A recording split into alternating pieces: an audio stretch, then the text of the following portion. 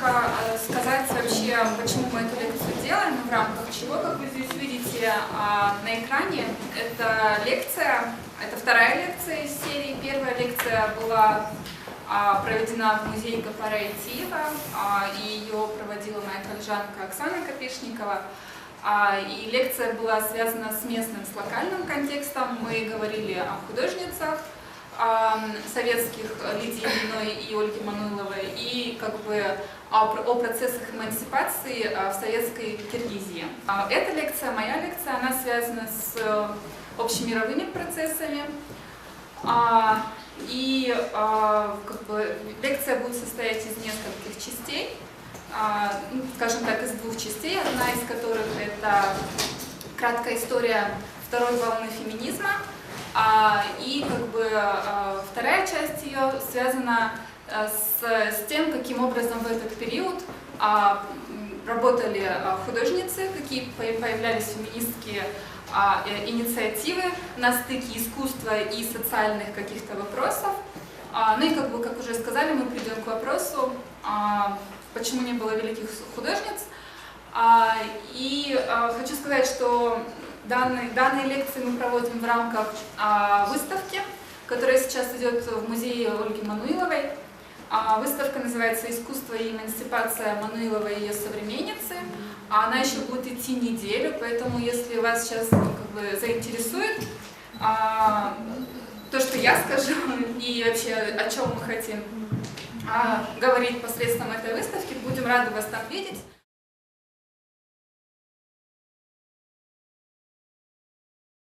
Если говорить вообще о появлении феминизма и идей равенства прав, независимо от половой принадлежности, то эта идея восходит к эпохе Просвещения и Великой Французской революции в XVIII веке, когда сама революция провозглашала лозунги «свобода, равенство, братство».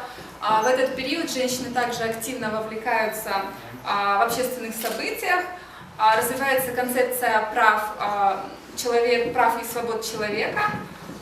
И главный, естественно, поскольку женщины были включены в эти процессы, они ожидают, что когда декларация прав будет принята, то они также получат равноправное положение. Но оказывается, что когда в 1789 году декларация прав человека и гражданина принимается, женщины не включены в этот документ, и они, по сути, остаются в том же положении, то есть эти права распространяются только на мужчин. Это одна из причин, почему вообще хочу еще говорится, что считается, что было 3 волны феминизма, и сейчас я коротко скажу о первой, потом я более обширно расскажу о второй волне, немножко мы затронем третью, но в целом структура будет такая. Считается, что первая волна феминизма начинается с середины 19 века по начало 20-го и относится к суфражистскому движению, то есть от слова суфражизм, что значило право голоса. То есть для женщин в этот период ключевым вопросом и темой борьбы становится право голоса, обретение избирательных прав. Вторая волна начинается с 1960-х по 80-е, и она связана с с борьбой за социальное равенство женщин и мужчин на всех уровнях. Ну и третья волна, считается, что она начинается с 90-х годов и длится по настоящее время, и является логическим продолжением второй волны. Как я уже сказала, сама первая волна связана с идеей суфражизма, и помимо того, что женщины отстаивали свои права на участие в голосовании, они также хотели добиться одинакового с мужчинами положения относительно права на собственность, хотели иметь доступ свободный к высшему образованию и иметь возможность быть профессионально занятым. В этот период происходят различные демонстрации, петиции, акции протеста, привлечение внимания к теме положения женщины, и которые нацелены на то, чтобы изменить политику и вызвать необходимость реформ. Также можно сказать, что в этот период основными участницами всех этих событий являются женщины из среднего класса. Это связано с тем, что женщины рабочие, они просто не имели никаких ресурсов для участия, поскольку основная их деятельность была сосредоточена на том, чтобы обеспечить себя экономически, то есть они заняты в труде. Но при этом они не имеют прав. Если говорить о достижениях первой волны, то в 1893 году избирательное право женщинам предоставляется в Новой Зеландии, это первая страна в мире. То, о чем я сейчас говорю, в первую очередь, естественно, касается Англии и Соединенных Штатов Америки, но и вообще процессов в Европе. Таким образом, в 1918 году женщины добиваются избирательного права в Англии, но при этом, опять же, с оговоркой, что только для замужних женщин. И лишь через 10 лет всем женщинам предоставляется данное право. В США, как вы здесь видите, в 1920 году они получают избирательное право. Также в этот период принимаются законы, которые разрешают женщинам учиться в университетах и работать вне дома. Первая волна посчитала, что в какой-то степени основные, точнее, их требования были удовлетворены, в связи с чем происходит некоторый спад всех этих активности этих женских организаций. Если говорить о второй волне, то вторая волна феминизма, как вы видите, активно, ее пик происходит в 1960-70-е годы, также она относится к 80-м годам. И причина, одной из наиболее катализирующих, скажем, причин, почему женщины опять начали обращать внимание на свое положение, являлось то, что во время Второй мировой войны они были активно, звучали лозунги о том, чтобы они должны включаться в процессы, они должны в процессы именно трудовые, поскольку мужчины находятся на войне, они активно привлекались к деятельности трудовой. Однако после того, как война была закончена в 50-е годы, возвращается риторика того, что женщине не нужно работать, что ей нужно возвращаться в семью, что основная ее обязанность, скажем так, это быть матерью, женой, дочерью, но никак не ее идентичность как трудовая или общественная. Основными идеями, основным лозунгом, который ассоциируется со второй волной феминизма западного, является лозунг «Личное – это политическое», который появился в 1969 году. И здесь вы можете прочитать цитаты из Кэрол Хенниш, эссе, которое называлось «Личное – это политическое». И здесь она говорит о том, что проблема не в женщинах, а в том, как они представлены. Мы должны изменить условия этой ситуации, а не приспосабливаться к ним.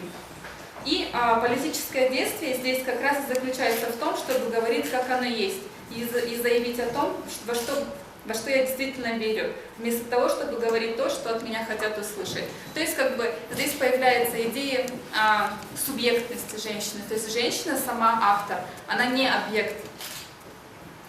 Вообще можно сказать, что вторая волна начала активно развиваться в 60-е годы, и это было связано с тем, что вообще в 60-е годы происходят массовые антивоенные выступления, студенческие выступления на Западе, происходит такая активность, борьба расовых и этнических групп за гражданские права. И женщины также в эти процессы были включены, но возникла такая странная ситуация, они поняли, что в какой-то момент, что их голос все равно не влияет на принятие решений. И поэтому как бы они начали постепенно отделяться и создавать свои организации.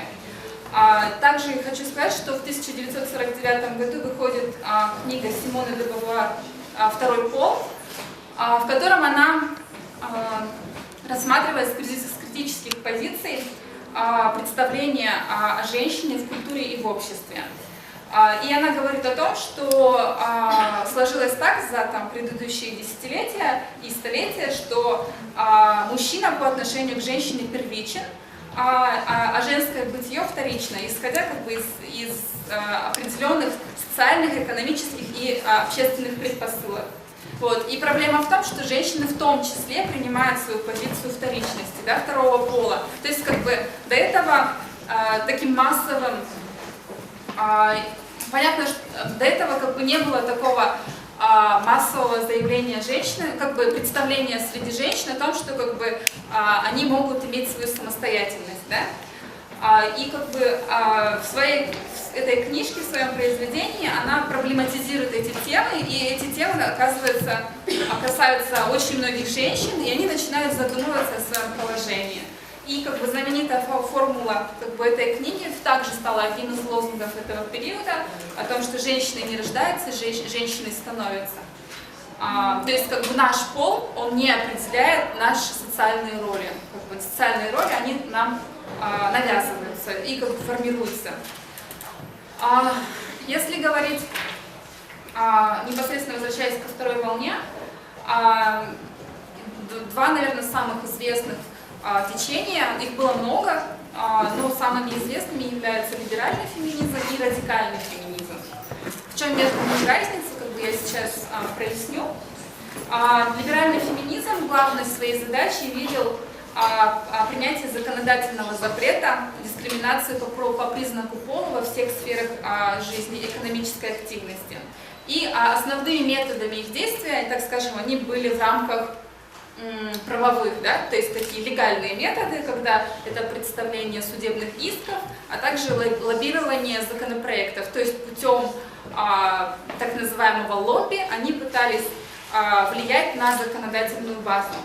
Вот, основные их требования и идеи – это запрет дискриминации по признаку пола, реформирование всей сферы профессиональной активности, получение кредитов в банке, разрешение на строительство и аренду жилья, открытие собственного бизнеса, то есть и доступ к образованию. То есть, как здесь вот вы видите, меньшим текстом указано, что в 60-е годы в большинстве своем женщинам, чтобы причем как бы получить, чтобы иметь доступ к открытию счета в банке или получить кредит, или взять, или сдать аренду, помещение в аренду, им требовалось письменное разрешение мужа. Ну, то есть, как бы, да, они не были признаны дееспособными гражданами общества.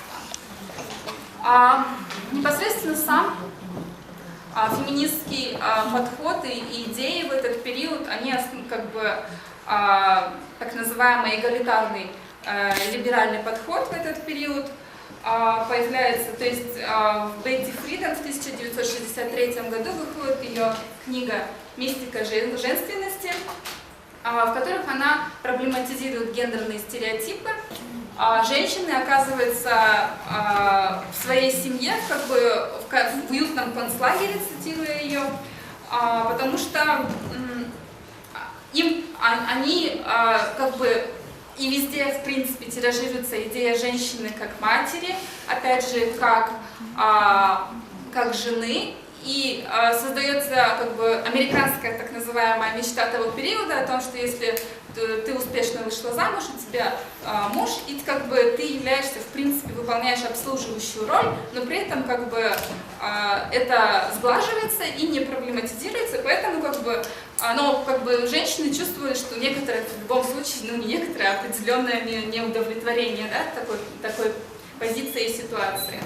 Вот. И как бы в 1966 году создается Национальная организация женщин, которая президенткой которой становится как раз-таки Бетти Фриден.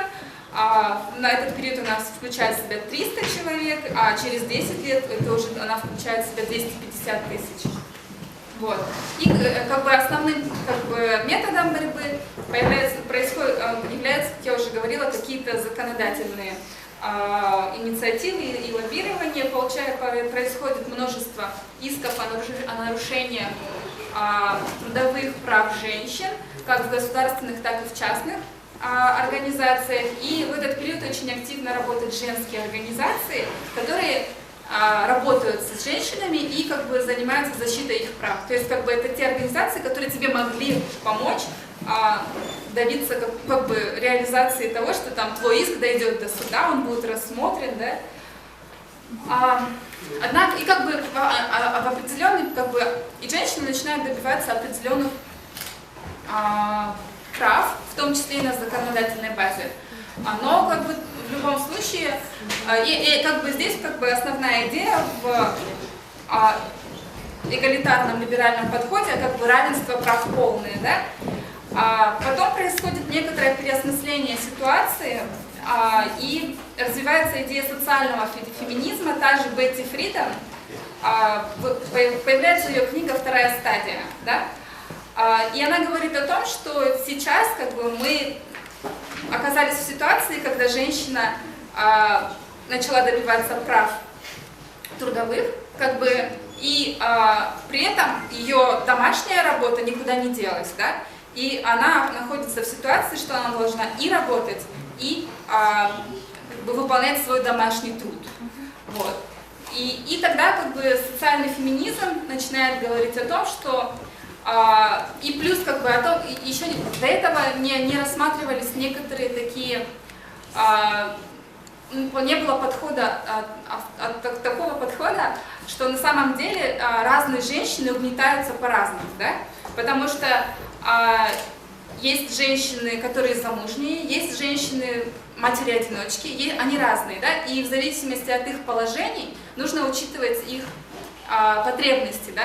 И вот как бы здесь появляется идея равенства с учетом различий, да? При котором одинаковые формальные права дополнялись специальными программами государства, то есть по улучшению статуса женщины. Так называемая, еще называется это позитивной дискриминацией, да? Когда какая-то определенная группа, ввиду того, что ее какое-то уязвленного положения, ей начинают предоставляться какие-то особые условия. Как бы она сама идея позитивной дискриминации, она тоже как бы вообще неоднозначна и как бы проблематична, но вот как бы в этот период они начинают говорить о том, что разным женщинам требуются разные условия, и поэтому необходимо, чтобы государство как бы предоставляло их, да?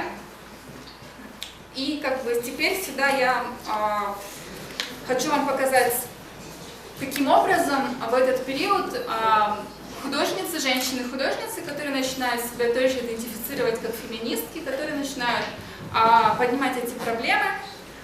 И вот одна из них, как бы Марта Рослер, и мы сейчас посмотрим ее видео «Семиотика кухни», и потом немножко я сделаю. То есть каким образом художественные практики даже не вплетались, то есть каким образом художницы феминистки отображали свою позицию и каким образом они работали с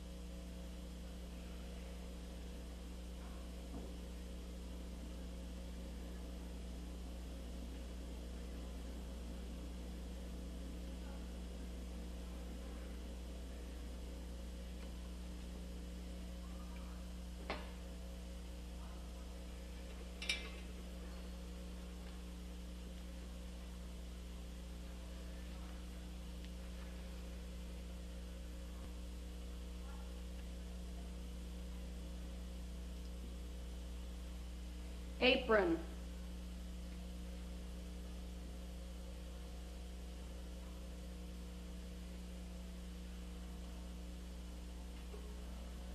bowl,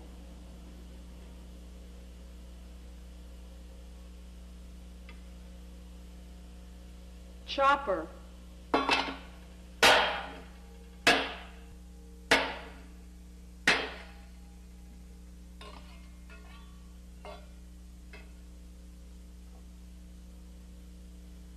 dish,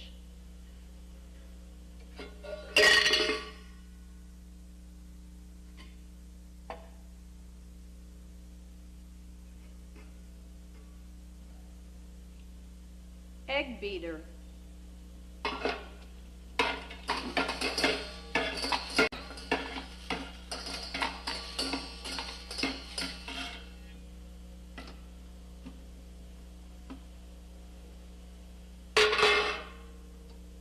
fork,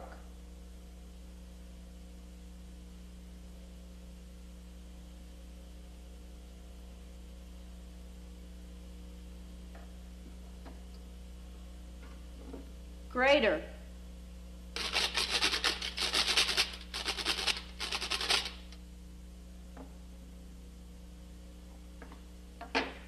hamburger press,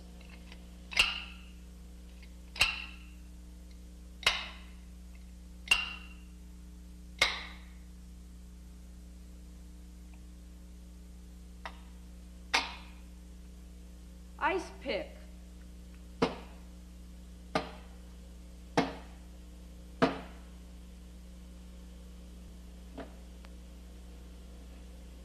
juicer,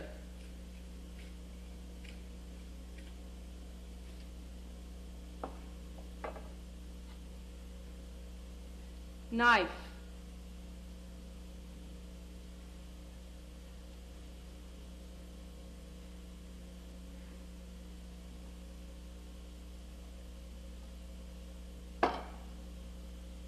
ladle,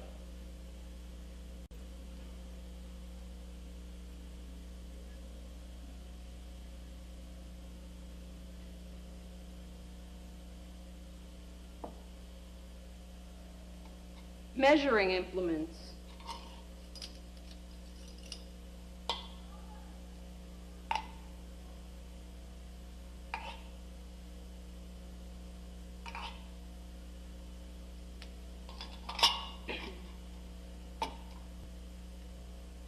nutcracker,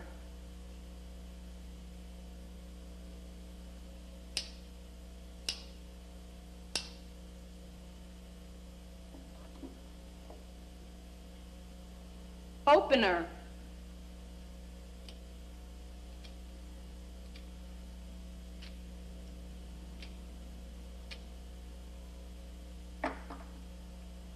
pan,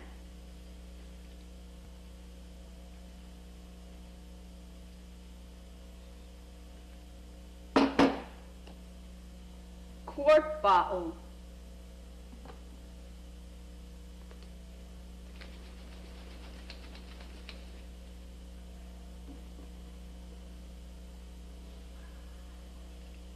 rolling pin,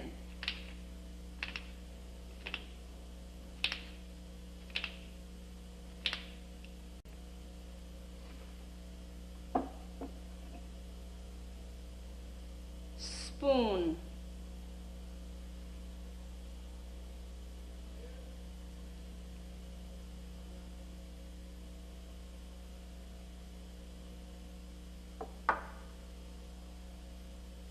tenderizer,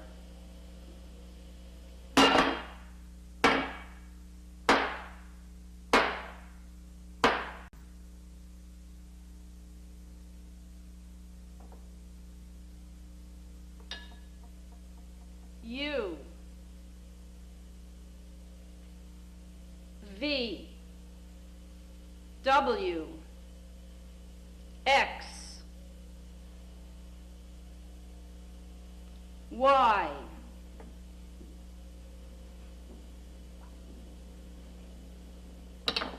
Z.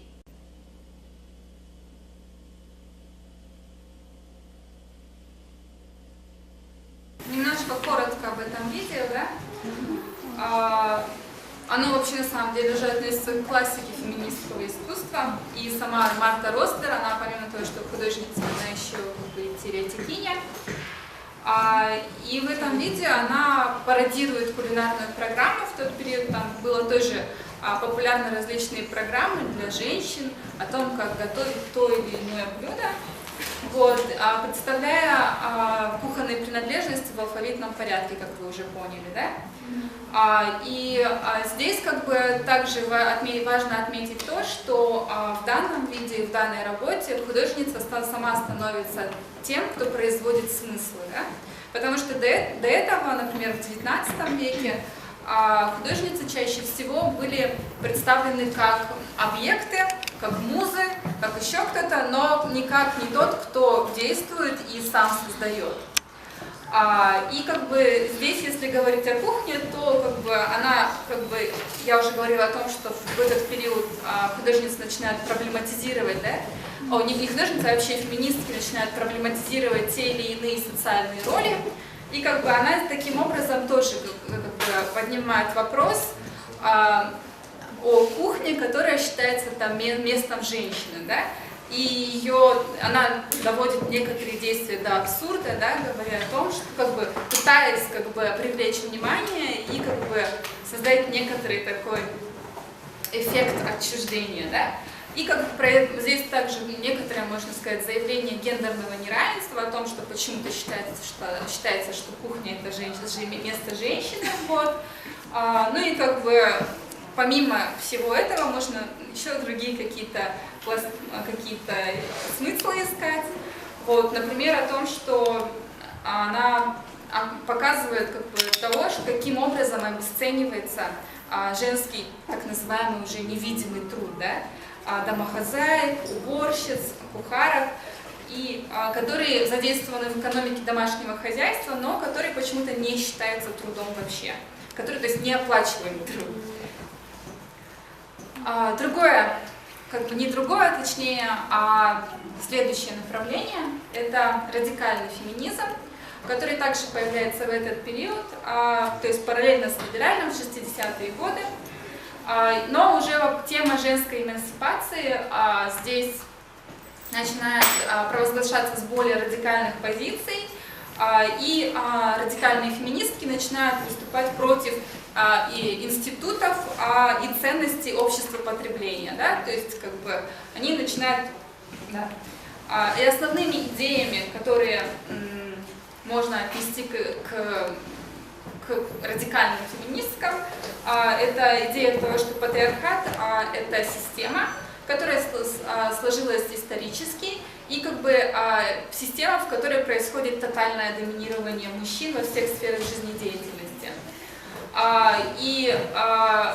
Опять же, лозунг «личное – это политическое», и говорит о том, что мужская власть распространяется не только на какую-то на политику и экономику, но она пронизывает личную жизнь женщин. Поднимается проблема контроля над женской сексуальностью и о том, каким образом женщины должны выглядеть и репрезентированы, каким образом они. И потому что, по сути, как бы, это взгляд мужчины на женщину, да, и который диктовал то, как она должна выглядеть. Они также поднимают вопросы своего тела, которым они имеют право сами обладать и принимать решения относительно его. Заявляются лозунги «право на выбор», и когда женщины начинают требовать легализации аборта и как бы возможности самим решать, что касается их тела. Вот. И как бы радикальные феминистки начинают говорить о том, что основное орудие подавления личности – это традиционная семья и буржуазный брак, который как бы имеет определенную структуру, в которую ты должен вписываться. Начинают провозглашать независимость и свободу в отношениях, в том числе и сексуальных. Вот. И говорят о том, что необходимо пересматривать вообще систему общественных представлений и норм поведения как для мужчин, так и для женщин. Да? В этот период также появляются различные книги, в которых актуализируются те или иные темы. Вот. Так в 1970 году появляется книга «Сексуальная политика» Кейт Миллет, где она впервые слово «политика», оно относится не только к каким-то общественным процессам, но и к личным отношениям. В 1970 также году появляется книга «Диалектика пола. Доводы для феминистской революции», где затрагивается тема репродуктивной функции женщины и о том, что как бы через нее патриархат и патриархальная система тоже функционирует. И также появляется в конце 70-х годов книга Нэнси Чадероу «Воспроизводство материнства», в котором она поднимает вопрос о том, почему воспитание детей ложится только на плечи женщин. Демонстрация того, какие лозунги начинают появляться в этот период, да? Лозунги о безопасных легальных абортах для всех женщин, если это если они такое решение принимают, и как бы методы, каким образом они работали. Появляются так называемые группы роста самосознания, в которых женщины объединяются, обсуждают какие-то свои проблемы, и таким образом персональный опыт каждой участницы становится важным. Да? И также их тактикой были это публичные прямые действия, целенаправленные, которые должны быть направлены на то, чтобы обратить внимание публики, шокировать, может быть, привлечь внимание к каким-то стереотипам, которые существуют, и как бы показать их абсурдность, да? То есть в том числе используя методы театра, перформанса и других действий. Вот. То есть как бы основная их цель была в том числе будоражить общественное сознание, воздействовать на мужчин и на женщин, провоцировать дискуссии и чтобы происходили какие-то обсуждения. Да? Лозунг освобождения женщин. Вот. Ну и как бы коротко пройдясь по 60-м, 70-м, 80-м годам, получается, что в 60-е начинают работать эти группы роста самосознания, в 70-е годы группы роста самосознания начинают также поднимать вопрос семейного насилия, который раньше как бы не обсуждался. И в 1980 году, как бы благодаря их действиям, принимаются законы, защищающие жертв домашнего насилия. То есть как бы они говорили о том, что за стенами дома также происходит насилие, но как бы позиция жены не позволяет, или мужа как бы, да, по отношению к женщине не позволяет ему применять насилие. Вот. Ну и вообще в других регионах происходит подъем социальной активности женщин. Ну и как бы мы так переходим к третьей волне, о ней будет очень коротко, в принципе это все тезисы, которые вы здесь можете увидеть, о том, что она с 90-х по настоящее время. Она связана с тем, что усложняются дискуссии вообще о правах, о положении, и включает в себя множество теорий различных, например, как такие антирасизм, квир-теории, поднимают вопросы дестигматизации женской сексуальности и борются за изменение представления женщины в медиа в том числе.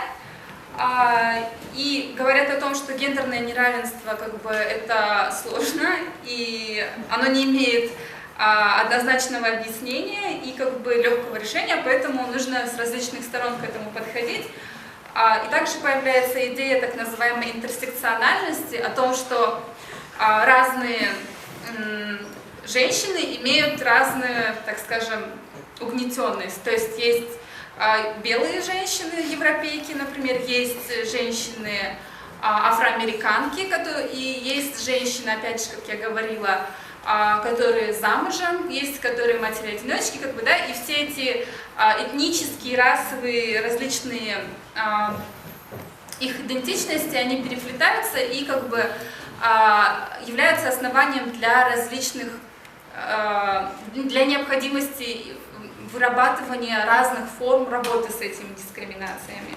Также в этот период, в 1991 году, выходит книга Наоми Вульф «Миф о красоте», где она проблематизирует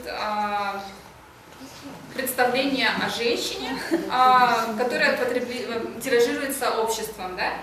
Так называемое то, что касается женского тела, когда тебе говорят о том, каким образом ты должна выглядеть, каким стандартам ты должна соответствовать, как бы, да, и в принципе даже сейчас мы это все видим в наших вокруг, и там стоит выйти там, за это здание, да, и вы увидите множество баннеров, в которых как бы женщина объективируется и как бы транслируется, каким образом она должна выглядеть. Также то же самое делают различные глянцевые журналы, да, как бы.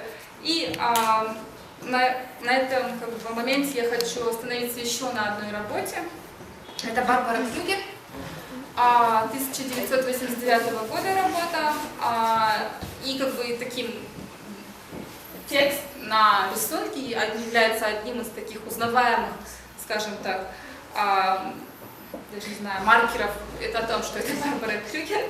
Вот, здесь говорится «Твое тело – поле боя», в котором посредством данной работы, да, она тоже задает много вопросов о том, об ущемлении женщин, о контроле и о патриархате. Вот, здесь как бы можно проблематизировать и право женщины самой распоряжаться своим телом, и стереотипы, которые существуют о том, как она должна выглядеть. Вот. И таким образом она, да, говорит о том, что тело становится полем боя, полем битвы.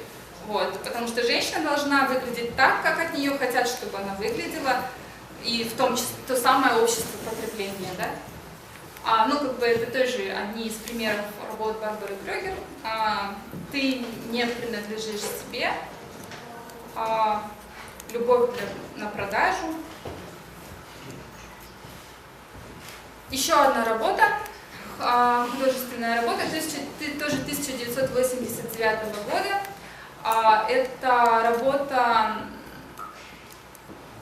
анонимной группы феминисток Guerrilla Girls, то есть это от слова партизанский, и как бы здесь тоже они уже тоже как бы проблематизируют положение женщины, но и здесь как бы уже переход в том числе и к самим институциям искусства, то есть здесь ставится вопрос, женщина должна раздеться, чтобы попасть в музей метрополитена, и здесь как бы небольшое пояснение о том, что меньше чем 5% художников в разделе современного искусства женщины, но 85% из них представлены, да, раздетыми и на холстах как объекты. Как бы происходит такая с их стороны в данном как бы, плакате 1989 года институциональная критика, которые подвергаются музеи, которые как бы также подчинены, да, логике патриархата. Ну и, например, у них есть тоже такие, это их работа, что женщины в Америке зарабатывают 2/3 от зарплаты мужчины получают, а женщины-художницы только 1/3, да, как бы здесь как бы они также проблематизируют, говорят о том, что да, мы добились равенство возможно на законодательном уровне, но это до сих пор не работает на многих слоях. Я показывала некоторые художественные работы, а здесь как бы мы обращаемся к теориям, которые были на стыке, да, искусства и тех процессов, которые происходили в обществе. Так, в 1971 году выходит эссе Линды Нохлин «Почему не было великих художниц», которая тоже является как бы одним из таких взрывных, да, потому что она и как бы на сегодняшний день это является текст искусства, один из важных текстов феминистского искусствознания. В данном тексте Нохлин рисует картину дискриминации женщин-художниц в системе академического художественного образования, которая сформировалась в 18-19 веках. Вот. И как бы вообще ее эссе стало толчком, да, для переоценки ценностей, лежащих в основе канона, который как бы вообще об искусстве. Одна из скажем так, идей, которая появляется в ее эссе, это миф о великом художнике, да? И она говорит о том, что существует такой миф, как о великом художнике, так и о великом искусстве. Но проблема в том, что для того, чтобы... мы знаем много художников, да, известных, и все это связано в первую очередь с теми общественными, экономическими предпосылками, которые позволяют им добиваться определенных, определенных высот, скажем так, да, образно. То есть проблема в том, что эти мужчины, они и эти художники, они имеют доступ, они имеют ресурсы для того, чтобы развить в себе определенные навыки, да?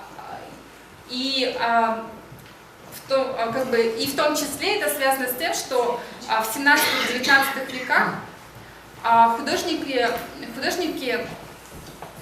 были в большинстве своем наследственными, то есть это была передача мастерства, так же, как и в других сферах. И исходя из этого, она говорит о том, что быть художником, да, это ремесло, которое ты можешь развивать, которое ты можешь совершенствовать, и поэтому ты можешь добиться определенного признания. Что касается, почему тогда в таком случае среди женщин не было тех, кто добился, да, определенно, мало, точнее, если и было, то очень мало. И она обращается к той системе образования, которая существовала в тот период. О том, что, и она пишет о том, что академическое образование до конца XIX века практически было недоступно для женщины. Да? Если даже она получала доступ к этому образованию, что иногда происходило, она не получала доступ к рисованию обнаженной натуры. Хотя на тот период это было основное, да?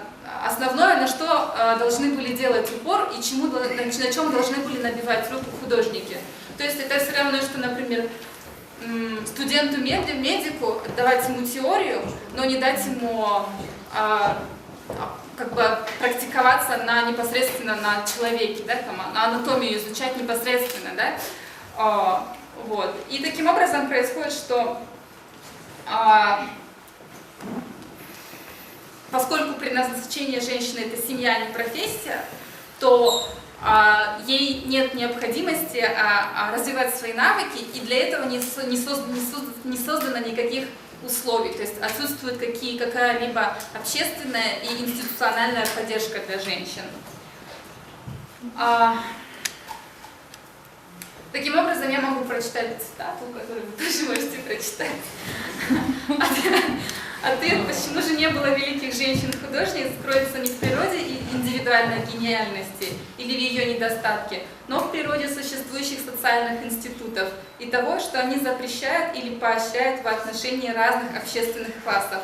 Как, например, свободный доступ женщины, начинающей художницы, к обнаженной модели в период от эпохи Возрождения до почти конца XIX века, а также те социальные роли, которые отводятся женщине в обществе. То есть, например, я могу провести, мы также не знаем великих художников, эскимосов, мы не знаем, если знаем, очень мало великих художников, кто были афроамериканцы, да?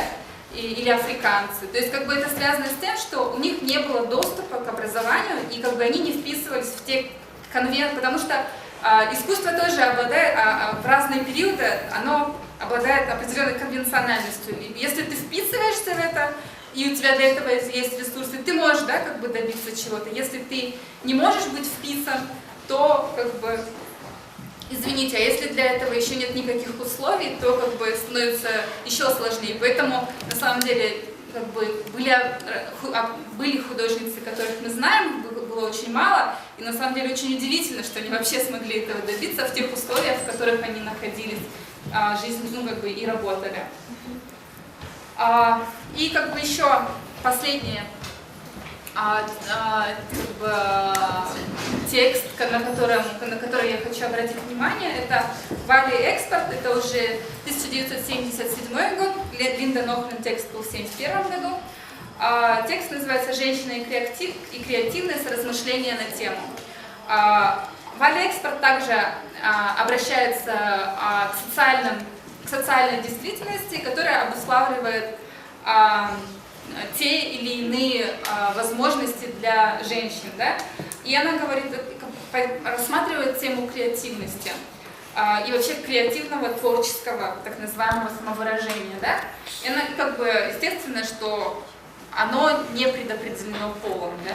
Обращается к мысли американского психолога Джоя Гилфорда, который разделял креативность на социальную и продуктивную креативность. Под социальной креативностью он подразумевал личную креативность в социальных и семейных отношениях, то есть в повседневной жизни, которая в принципе доступна женщине, чтобы выстраивать свои семейные отношения, какие-то неформальные отношения. Да? И есть продуктивная креативность, которая характеризуется индивидуальным мышлением, которая нацелена на самоосознание и которая нацелена на опытное постижение и проектирование мира. Да? То есть для того, чтобы обладать продуктивной креативностью, тебя не должны ставить в рамки и предписывать тебе те роли, которые ты должен выполнять. То есть когда, это связано с тем, что, например, девочке предписывается не быть инициативной, не поощряется ее некоторое более свободное, да, поведение, в то время как у мальчиков такое поведение поощряется, считается, что это характеристика, это черта, которая ему должна быть присуща.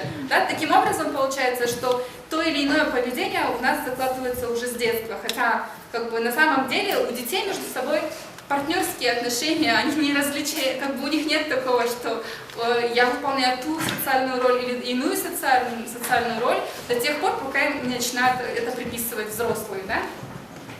Вот. И Валя Эксперт, она проводит некоторый анализ того, каким образом утрачивается креативность, которая позволяет менять механизмы, с помощью которых правящие классы ставят себе на службу другие классы. То есть это имеется в виду женщины, например, рабочие, у которых тоже нет определенных условий, ресурсов. И эта утрата той самой продуктивной креативности, она прежде всего относится к женскому полу, потому что это определенные общественные механизмы, которые не позволяют, да, этой креативности развиться. Таким образом, привитие девочке определенных свойств, ей характерных, и привитие мальчику определенных свойств, да, оно определяет возможности для дальнейшего, да, становления и функционирования в обществе. Вот. Таким образом, она приходит к выводу о том, что свойства, которые общество требует от женщины, несовместимы со свойствами сущностными, чертами продуктивной креативности. Ну и еще раз цитата. Из социально обусловленной и социально специфицированной креативности женщины, состоящей в ведении домашнего хозяйства, воспитании детей, эмоциональном удовлетворении мужчины, то есть в том удовлетворении многообразных потребностей, которого требует от нее современный социальный институт семьи и которая препятствует свободному и полноценному развитию ее продуктивной креативности, из всего этого мужской шовинизм и сексизм выводят идею биологически неполноценной женщины. Когда начинают опираться на твой пол, говоря о том, что ты женщина, поэтому ты этого не можешь, да? Хотя на самом деле все по-другому. Пол, по сути, да, там те характеристики, которые ему приписываются, они сконструированы.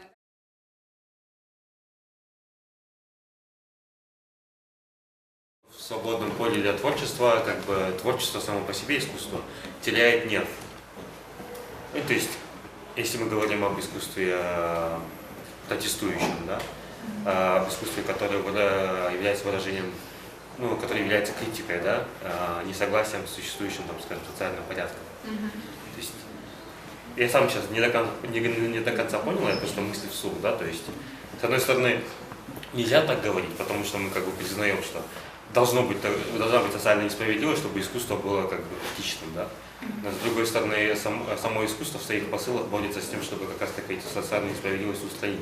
Искусство, оно же пытается, да, проблемы, говорить ну, как ты сказала, о тех социальных несправедливостях, которые есть, и в принципе, например, если в какой-то период времени происходит некоторое искоренение одной, то в любом случае появляется другая, да?